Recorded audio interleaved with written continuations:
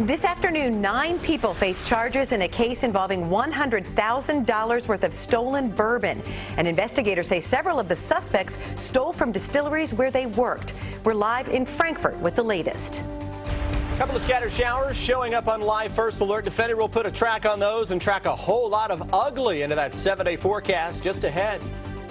We now know the names of the officers involved in the arrest of a Baltimore man who died a week after his arrest was captured on cell phone video.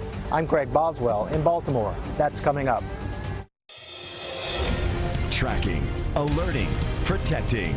This is WKYT News at 4. Good afternoon, I'm Jennifer Palumbo. Some places are getting a break from the rain this afternoon, but it won't last.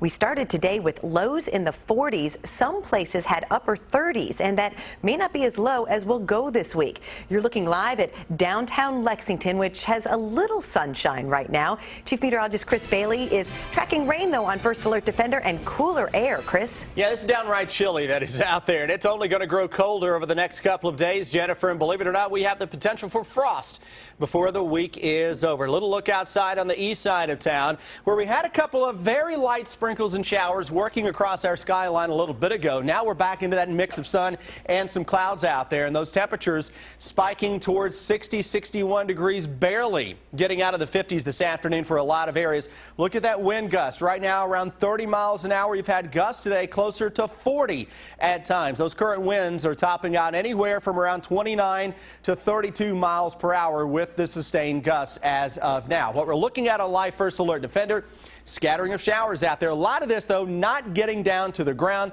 from the Lake Cumberland area up through Lancaster, Stanford, Danville, through the Lexington metro into parts of northeastern Kentucky. And again, most of that kind of going by the wayside as of now. But additional rounds of showers will continue to develop with a big upper level low that is pinwheeling across sections of the Great Lakes. Weather headlines tracking those gusty showers and the potential for frosty cold numbers, Jennifer. When I come back in a few minutes, we'll break down the frost threat in greater detail.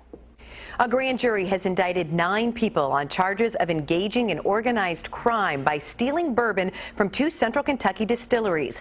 Prosecutors say the scheme began 7 years ago. And as Sean Moody reports, the recovered bourbon is worth $100,000. He's live in Frankfort with our top story at 4. Sean?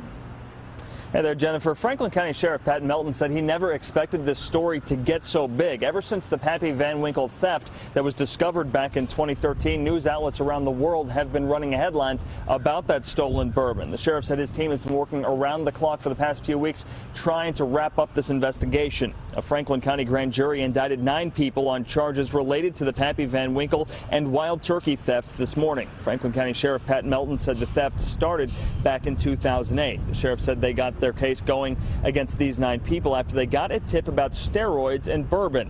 Then the Kentucky Attorney General's office said they discovered more bourbon connections through a cybercrimes investigation. Melton said Gilbert Kurtzinger worked for Buffalo Trace and Mark Searcy and Chris Preston worked for Wild Turkey.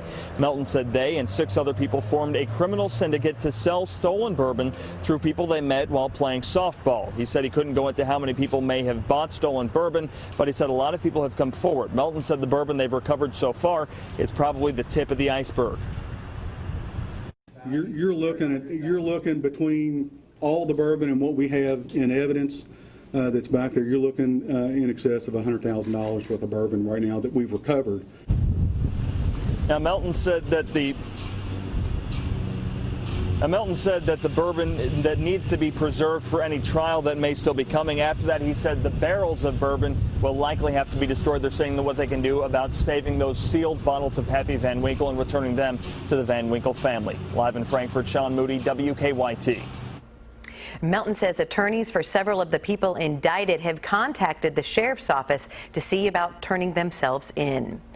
We now know the name of a man killed in a crash in Lexington involving 4 vehicles. Investigators say 19-year-old Daniel Ethan Stamper was a passenger in a Mitsubishi that was speeding on Tates Creek Road at Parliament Way around 6:30 this morning. Police say the Mitsubishi was turning onto Tates Creek when it swerved to miss a pickup, clipped a Mercedes, and was T-boned by a Chrysler. We're told Stamper was not wearing a seatbelt. We're working on other stories for WKYT News starting at 4:30. Sam Dick joins us from the newsroom with a look at some of the news in progress. Good afternoon, Sam.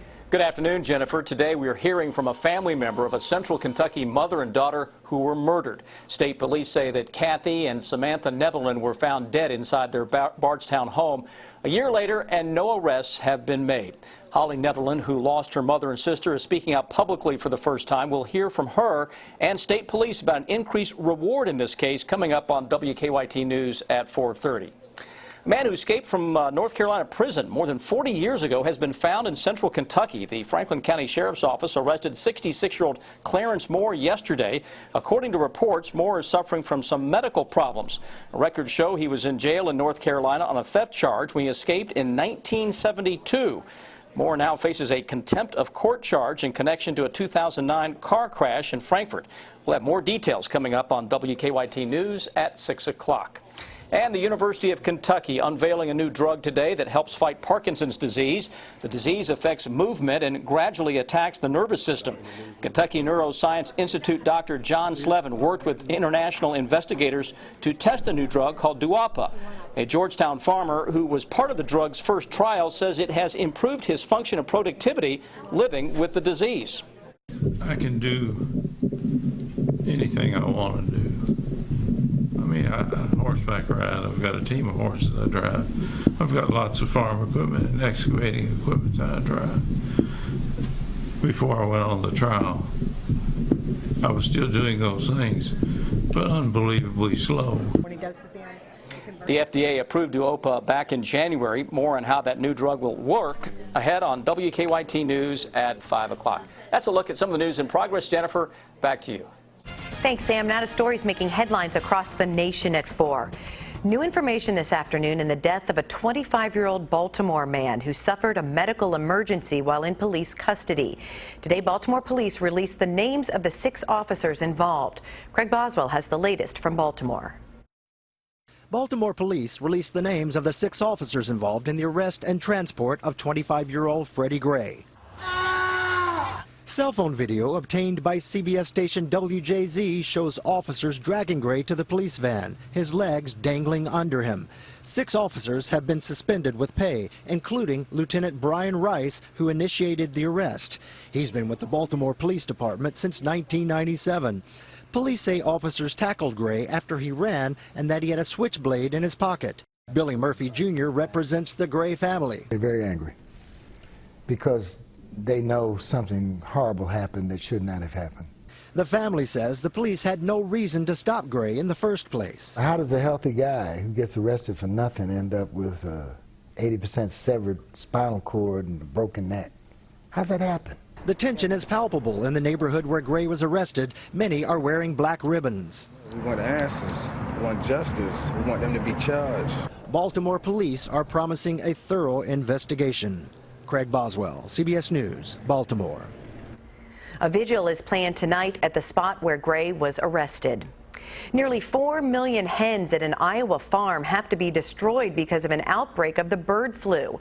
Bird flu outbreaks have also been reported in Minnesota, South Dakota, Wisconsin, Missouri, and Arkansas.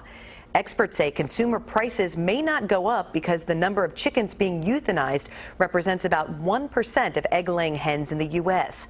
The virus is deadly for birds, but appears to be of little risk to people. Follow WKYT online at WKYT.com. Join the conversation on Twitter and become a part of the WKYT Facebook family. A mixed day on Wall Street. The Dow dropping 85 points to 17,950. The Nasdaq added 20 and the S&P lost 3. First, the stampede, now the surge. On Sunday, shoppers went to Target's website and stores nationwide for the debut of the Lilly Pulitzer collection. The clothes sold out in a matter of hours, and now shares of Lilly Pulitzer's parent company have shot up on Wall Street. Christina Alessi looks at why some shoppers are going silly for Lilly.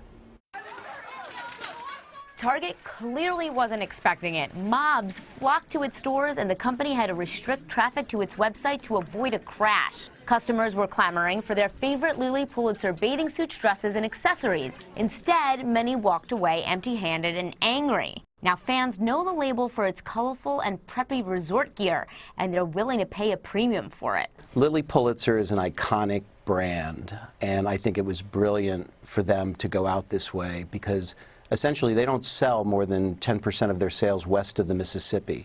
Target announced in January it would sell a cheaper Lilly Pulitzer collection. And when the 250-piece line finally went on sale on Sunday, it caused a frenzy. Social media was littered with images of empty shelves, lines snaking around corners, and internet personalities chiming in, urging Target to quote-unquote stop humiliating its customers. Now let's take you through how Sunday actually went down. The first Lilly fanatics showed up at about 5 a.m. across the country, filling their carts to the brim. Within minutes of opening, inventory was gone. Those who went online didn't fare any better. The site quickly went down after going live at 3 a.m. on Sunday. Then customers who tried to check out found their virtual items sold out. Now, Target apologized for the website issues, but it didn't seem to make things any better. Is this a win for Target, or is it a flop that turns customers away? Target has created an incredible buzz by offering product that people obviously loved, and the demand far outstripped the supply. So I think Target did a good thing. Maybe they should have planned it a little more aggressively. But whenever something is so hot that it sells out, it's a good thing. Another factor that raised tensions with customers, items showed up on eBay for double the original cost. Now, we asked Target why it didn't impose purchase limits. The company says because it was a lifestyle collection, it didn't want to limit the number of goods any one customer could buy. Target has no plans to release any Lilly swag soon. Christina Alessi, CNN Money, New York. It's good news for teenagers looking for summer jobs. A new survey finds employment among 16 to 19-year-olds is expected to increase as school lets out and the economy improves. Nearly 80% of employers expect summer hiring to go up or stay about the same as last year. But that doesn't necessarily mean more teens will be working. That number has been dropping since the late 70s. It's that time of the season. Rival bartenders are competing to make the city's best mint julep, and you can be a taste tester. Hard to believe Derby season is upon us. Deanne Stevens out and about with the details at the Grand Reserve. Hi, Deanne. Hey, good afternoon, guys, from the Grand Reserve, where they are preparing for a grand party happening right here tomorrow night. It's the Four Roses Julep Recipe Contest. I love this event. I just happen to be one of those crazy judges. And I happen to like juleps, too. Yes. Danielle Pope is with us from Thompson Lex. You guys know how to put on a party, my dear. Thank you. And we couldn't do it without you or the company of the Grand Reserve here. We always have a great time. So talk about the Julep Recipe Contest, how it works, because you've had mixologists from all across town working hard for tomorrow night. Yep, they all submitted their recipes into Four Roses. They were tested on site there at Four Roses, the distillery.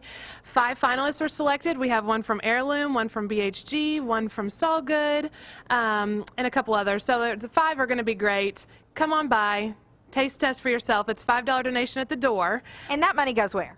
To the Race for Education, which is super exciting. And so for $5, these folks can come through the door. 5:30 doors open, by the way, and they get to taste test all of the juleps. Yes, ma'am. So it's a good time, a good tasting bourbon. All for a great cause. All for a great cause. You sound like we're selling something. Always. That. Yeah, exactly. Julep Recipe Contest happening here tomorrow night at the Grand Reserve, located on Manchester Street. Come on down and be a part of the fun. 5:30 doors open. Judging starts at 6. I'm Deanne Stevens, out and about. Back to you guys. It's time for Better Living, health, education, and consumer news that impacts your life. Retailers in 23 states, including Kentucky, are pulling Bluebell ice cream products from stores, and customers are being told not to eat any they may have at home. Late last night, the Texas company issued a voluntary recall for all of its products after samples of the ice cream tested positive for the potentially deadly bacteria Listeria. Don Champion has the latest. The Bluebell recall is rare and sweeping. The Texas-based company voluntarily recalled all of its products late Monday after 2 samples of its chocolate chip cookie dough ice cream tested positive for the bacteria Listeria. Symptoms include fever, muscle aches, nausea, and diarrhea, and it can be deadly. The move followed weeks of gradual recalls over the same concerns. We're heartbroken over this situation. The CEO of the company issued an apology in a video Monday night, but admitted the company does not know how the bacteria got into its facilities. Ice cream is a joy and a pleasure to eat, and it should never be a cause for concern. Some Bluebell ice cream products were pulled from major retailers weeks ago after the Centers for Disease Control linked the products to 3 deadly cases of listeria infection in Kansas. The illness was tracked to a production line in Brenham, Texas, and later to a second line in Oklahoma. That facility is still closed while officials investigate the source of the bacteria. This morning, a Bluebell spokesman assured consumers the company is determined to fix the problem. This is not something we're used to. It's unacceptable for us, and we're committed to doing the right thing. The 108-year-old company says it's now expanding its cleaning and sanitizing system and will increase employee training. Don Champion, CBS News. The recall also includes overseas retailers. If you bought Bluebell items, you're urged to return them to where you bought them for a full refund.